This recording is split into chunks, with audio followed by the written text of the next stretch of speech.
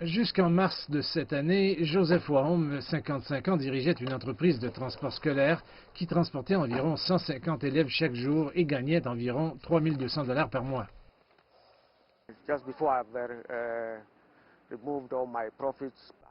Je devais payer mes chauffeurs. Je les payais sur une base hebdomadaire, les conducteurs et les autres dépenses.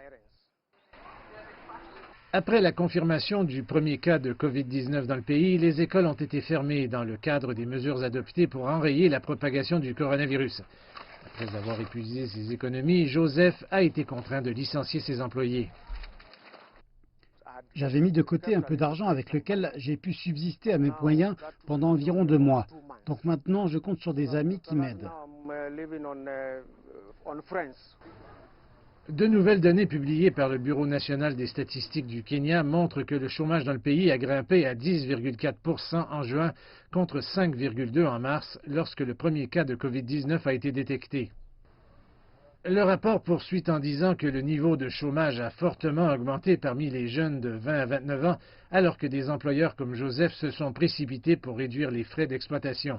Ce que cela signifie essentiellement, c'est que 1,8 million de Kenyans ont perdu leur emploi au cours de cette période de 4 mois et les experts disent qu'ils ne comprennent pas encore pleinement l'impact de la COVID-19 sur l'économie.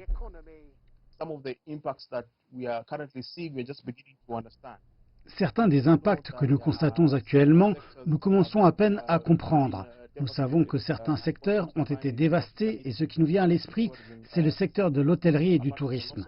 Outre la perte d'emplois, des entreprises entières ont fermé leurs portes.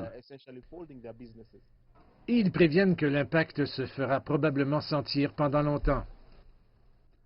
Si vous regardez la perte de revenus qui a résulté de la Covid-19, cela a conduit beaucoup de gens à tomber sous le seuil de la pauvreté.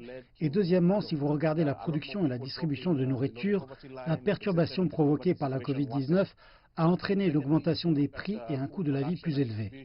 Pour des employeurs comme David, il ne sait pas combien de temps il peut attendre la réouverture des écoles avant de mettre la clé sous la porte.